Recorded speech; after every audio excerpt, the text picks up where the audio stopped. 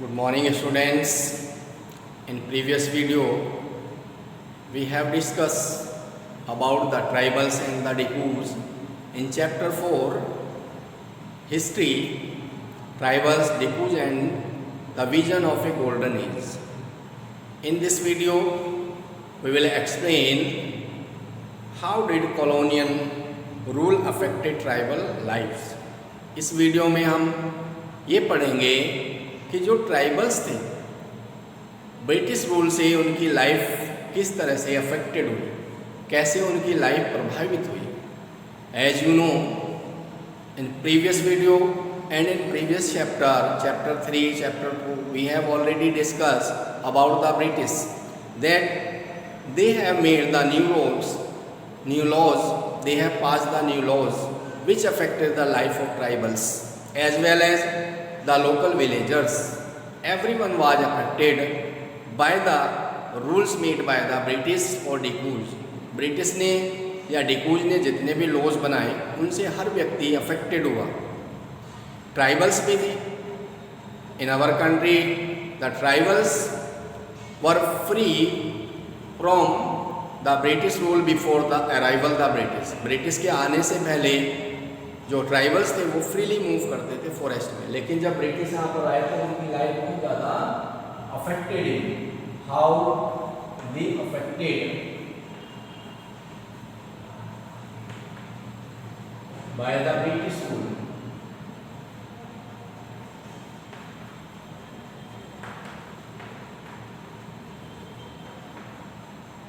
British rule से किस तरह से अफेक्टेड हुए.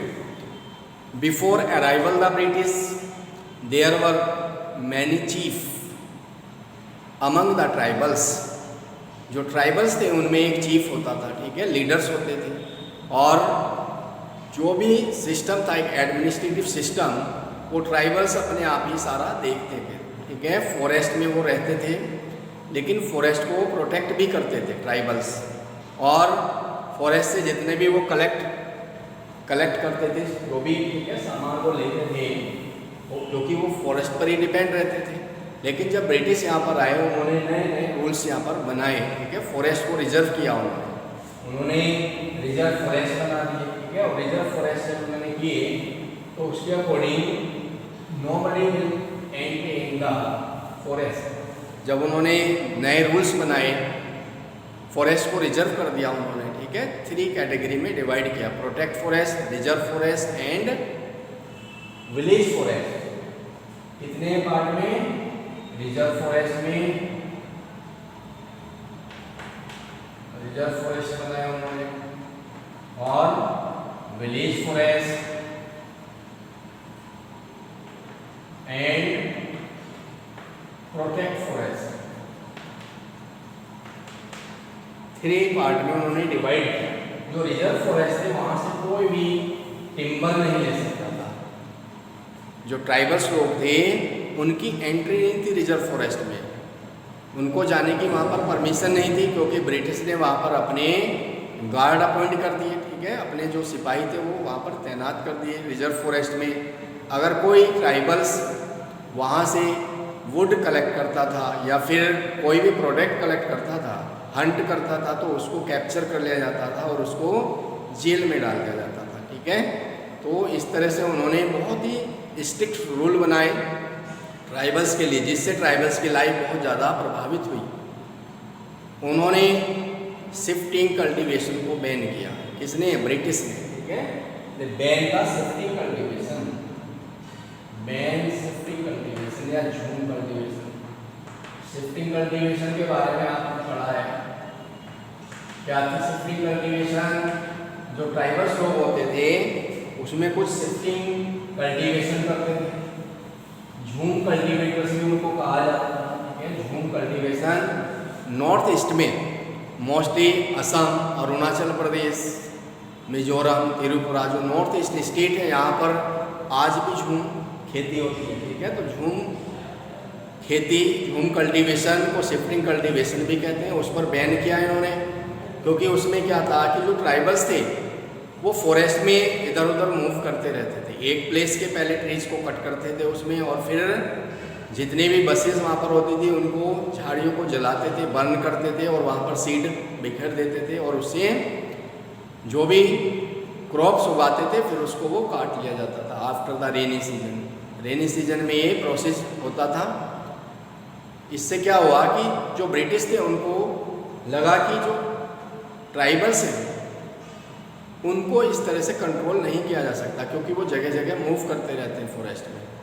और दूसरे जो वैल्यूएबल टिम्बर के ट्रीज थे जिनको उनकी ज़रूरत होती थी, जैसे कि साल के पेड़, ठीक है, साल जो है वो साल ट्रीज सबसे ज़्यादा हार्डवुड होता है। साल ट्रीज जो साल के ट्रीज थे उनको प्रोटेक्ट करना था क्योंकि साल की टिम्बर की ब्रिटिश को नीड होती थी। वो उनके स्लीपर में उसका यूज करते थे, रेलवे स्लीपर में। आपने देखा होगा, ठीक है, कि पहले जो रेलवे लाइन होती थी वो उसमें रेलवे साल के ट्रीज होते थे, ट्रीज के ही लकड़ी के स्लीपर बनाए जाते थे, उन पर वो लाइन होती थी बिछी हुई।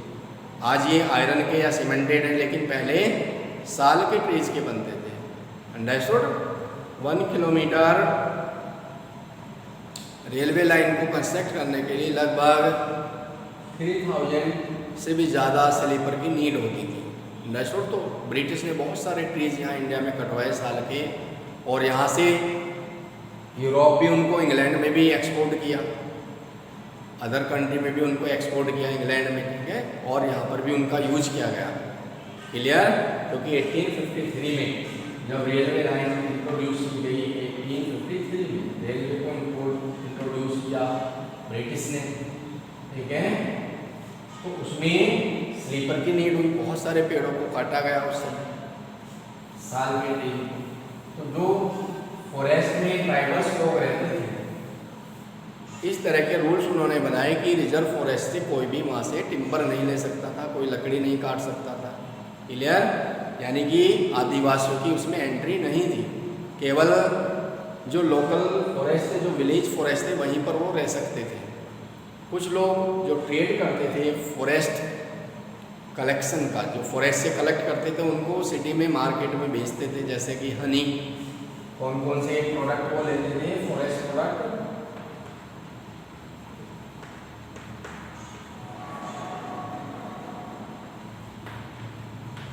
जैसे कि हनी,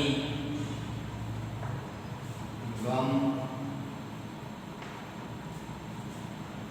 लाख,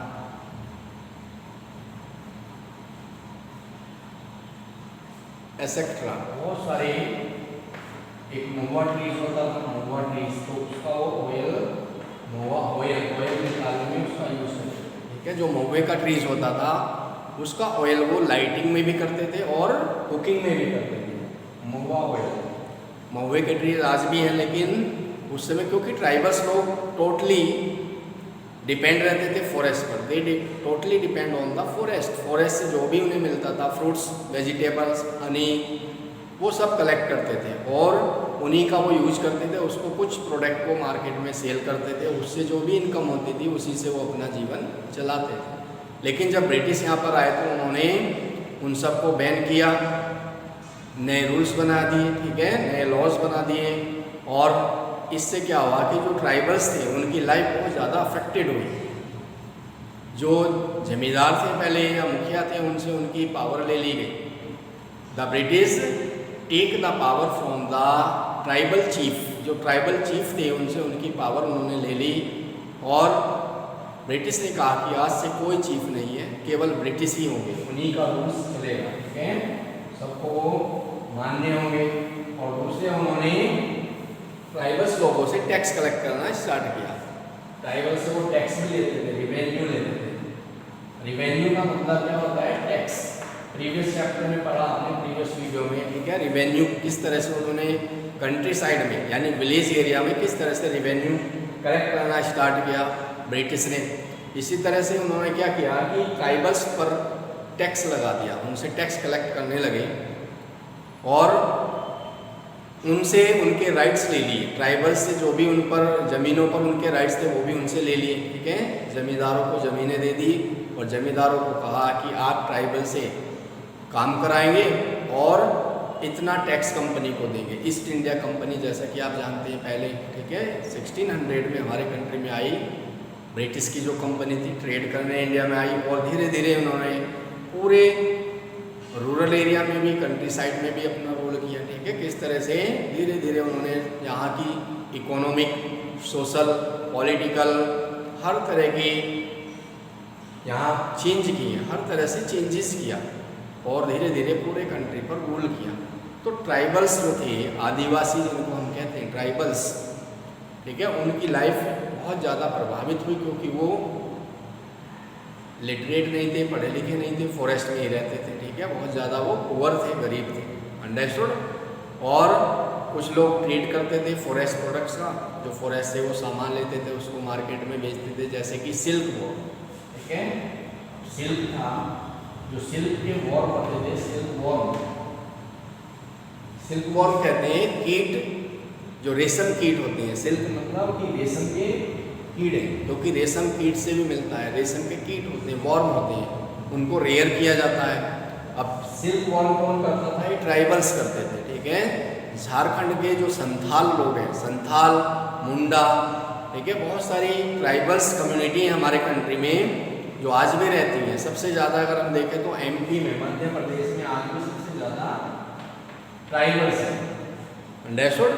तो झारखंड में जो सिल्क वॉर्म करते थे ट्राइबल्स लोग, संथाल लोग, और उस सिल्क वॉर्म को वो ट्रेडर्स को बेचते थे, सेल करते थे। ये ट्रेडर्स 3 या 4 रुपीज़ में सिल्क वॉर्म को खरीदते थे, 3 या 4 रुपीज़ में, 3-4 रुपीज़ में खरीदते थे और उसको लगभग 4 या 5 बनाते थे। उसको जो ब्रिटिश कंपनी के ट्रेडर्स थे उनको बेचते थे। जो मीडिएटर्स थे, मीडिएटर कहते हैं बिचौलियों को, वो उसमें बहुत ज़्यादा प्रॉफिट कमाते थे और फिर वो ईस्ट इंडिया कंपनी सिल्क को यूरोपियन मार्केट में बेचती थी, क्योंकि इंडिया के सिल्क की यूरोपियन मार्केट में बहुत ज़्यादा डिमांड थी।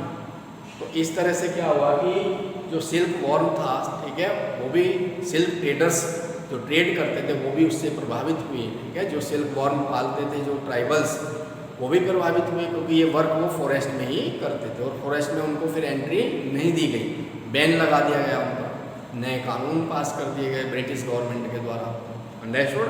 तो इस तरह से उनकी लाइफ जो थी वो प्रभावित हुई, शिफ्टिंग कल्टीवेटर्स की भी, ट्रेडर्स की भी, और जो चीफ थे ट्राइबल्स के, उनकी लाइफ भी प्रभावित हुई।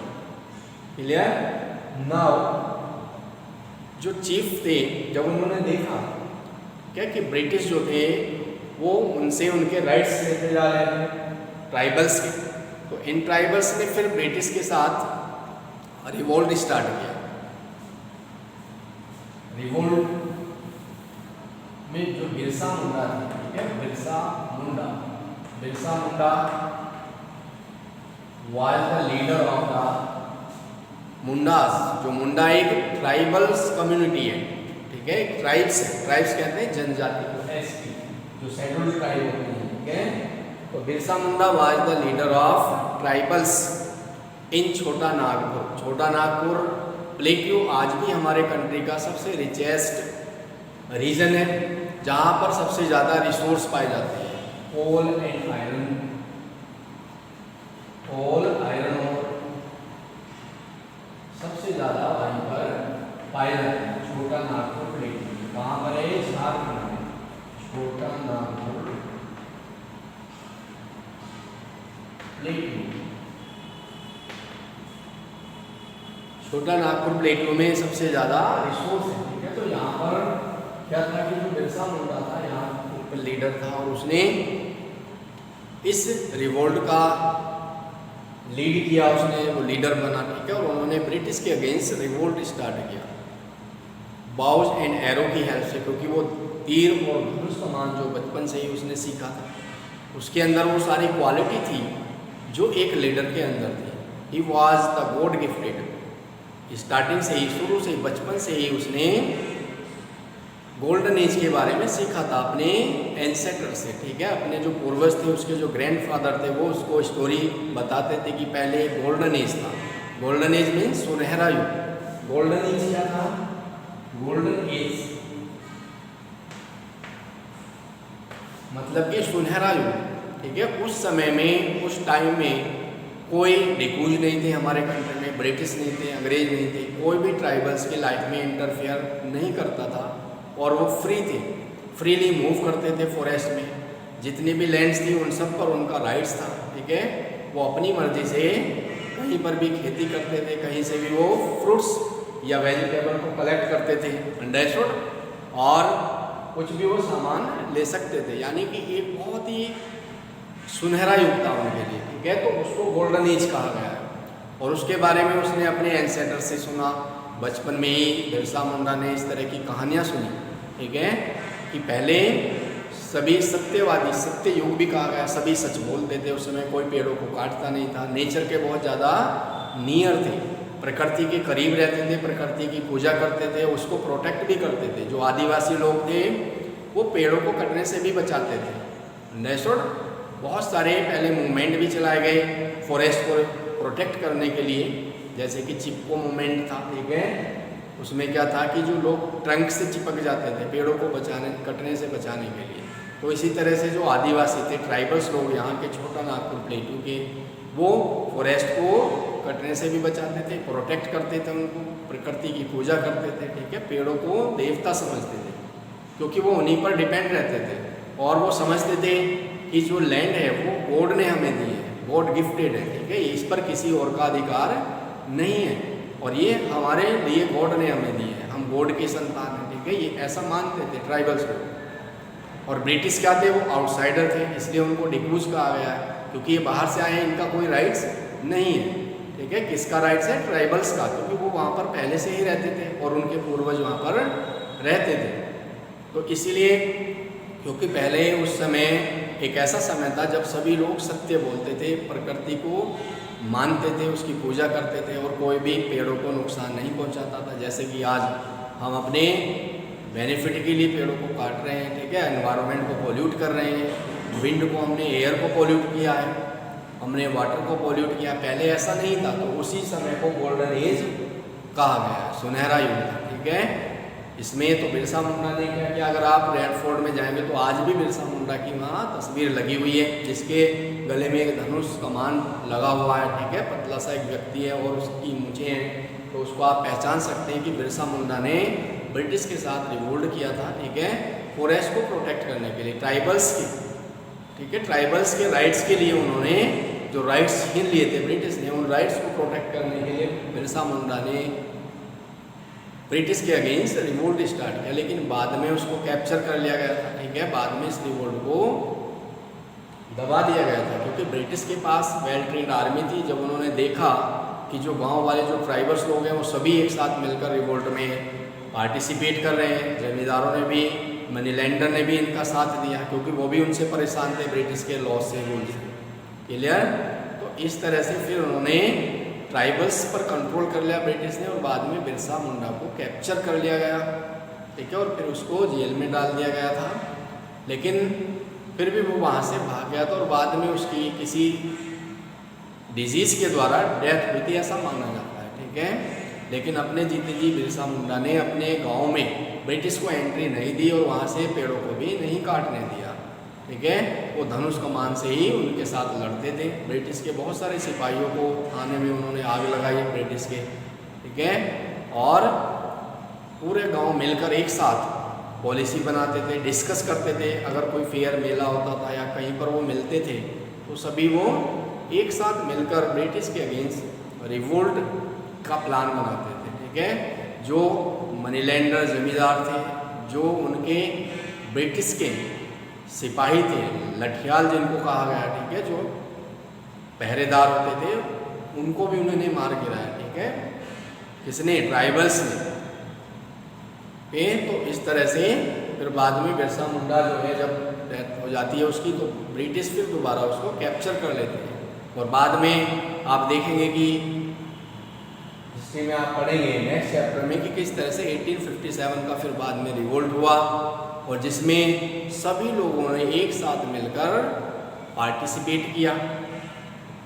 1857 का जो रिवोल्ट था ये इंडिपेंडेंस के लिए फर्स्ट रिवोल्ट माना जाता है और इसमें ट्राइबल्स के जो चीफ थे, जमींदार, मनी लैंडर, सभी ने पार्टिसिपेट किया। लेकिन स्टार्ट किसने किया था? ये सिपाहियों ने, ठीक है, मेरठ से ये स्टार्ट हुआ था।